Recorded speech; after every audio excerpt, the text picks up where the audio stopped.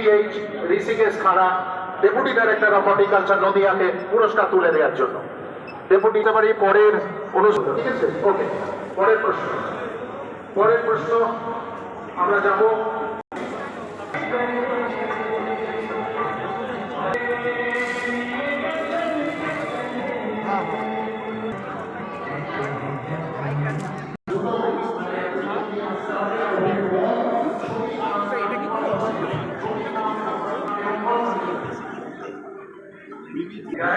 बिल्कुल सही जवाब राजकुमार চেষ্টা করছি। আপনাকে ধন্যবাদ।